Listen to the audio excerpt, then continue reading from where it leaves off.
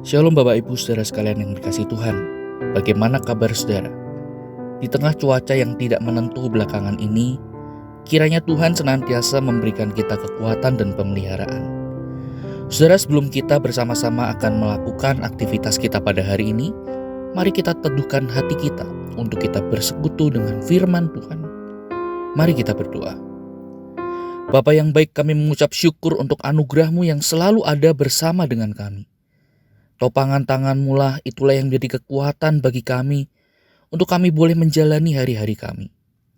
Ya Tuhan, pagi ini sebelum kami memulai seluruh aktivitas kami rindu untuk bersekutu dengan firman-Mu.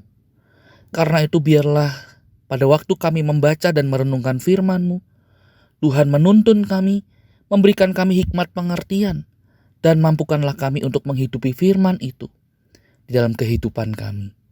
Demi Kristus kami berdoa. Amin. Saudara, pada hari ini kita akan bersama-sama merenungkan firman Tuhan, melanjutkan pembacaan kita dari surat Roma. Hari ini kita akan memfokuskan pada Roma pasal yang ke-6 ayat 1 sampai dengan ayat yang ke-14. Dan saya akan ajak saudara membaca ayat 12 sampai 14 saja. Demikian firman Tuhan. Sebab itu hendaklah dosa jangan berkuasa lagi di dalam tubuhmu yang fana, supaya kamu jangan lagi menuruti keinginannya.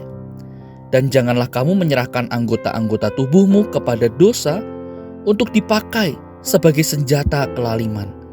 Tetapi serahkanlah dirimu kepada Allah sebagai orang-orang yang dahulu mati tetapi yang sekarang hidup. Dan serahkanlah anggota-anggota tubuhmu kepada Allah untuk menjadi senjata-senjata kebenaran.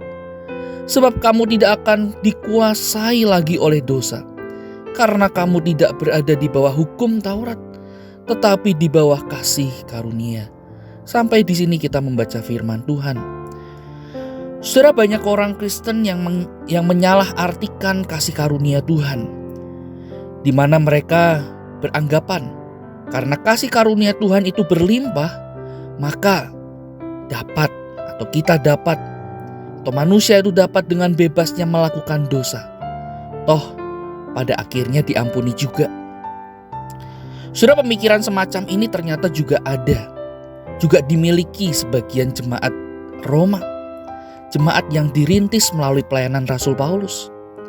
Maka tidak heran saudara, dalam bagian ini, pasal yang ke-6 ini, Rasul Paulus membuka dengan mengemukakan persoalan krusial tersebut, yaitu jika kita diselamatkan dari keberdosaan karena anugerah Allah, bolehkah kita berbuat dosa supaya anugerah itu makin bertambah banyak? Saudara, Paulus dengan tegas sekali mengatakan sekali-kali tidak. Saudara, ketika kita telah dibenarkan oleh Tuhan, maka hidup kita menjadi baru dan dosa sudah lenyap. Semua ini terjadi saudara karena kita ikut di dalam kematian dan kebangkitan Kristus. Paulus mengajarkan salah satu arti baptisan, yaitu mati dan bangkit bersama Yesus. Ketika kita ikut dalam kematian Yesus, berarti semua dosa telah kita tanggalkan dan kita matikan di salib Kristus untuk menuju pada satu kehidupan yang baru di dalam Dia, yaitu hidup kekal melalui kebangkitannya. Saudara, Kristus mati satu kali untuk mematikan dosa selama-lamanya, sehingga Ia hidup selama-lamanya juga bagi Allah. Itu berarti kemenangan tuntas atas dosa dan maut. Kita yang percaya Yesus sudah dibebaskan dari dosa dan hukumannya, dan kini kita memiliki hidup yang kekal untuk melayani Allah. Nah saudara, tugas kita sekarang yaitu adalah bagaimana kita mengelola kasih karunia Allah itu di dalam kehidupan kita. Paulus memberikan nasihat bagi kita agar kita memberi diri sepenuhnya kepada Allah. Itu artinya kita diminta untuk menyerahkan hidup kita, waktu kita, tenaga, pikiran, talenta, dan seluruh apa yang kita miliki sepenuhnya untuk melakukan hal-hal yang memuliakan nama Tuhan. Kita tidak lagi menyerahkan anggota tubuh kita untuk dikendalikan atau dipakai iblis, dibujuk dan ditipu oleh dunia ini, dikuasai dan dikontrol oleh keinginan daging atau hawa nafsu kita sebagai alat kejahatan. Itu sebabnya saudara, berdasarkan penjelasan dari Paulus, nasihat dari Paulus, saudara, kita bisa belajar.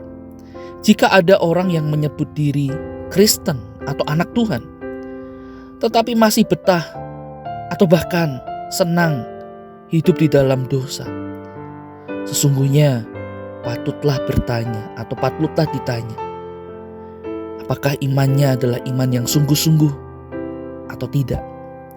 Sebab orang yang bersungguh-sungguh percaya kepada Kristus, sungguh-sungguh beriman kepada Kristus, tidak akan merasa nyaman ketika ia terus berbuat dosa di dalam hidupnya.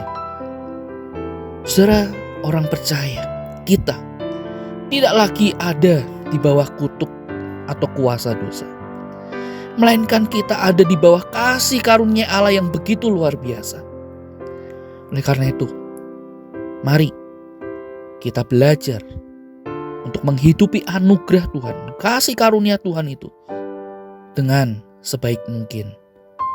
Dan kita terus memohon kiranya Allah Roh Kudus yang senantiasa menuntun kita, memberikan kita hikmat untuk menjalani hari demi hari di hadapan Tuhan. Mari kita berdoa.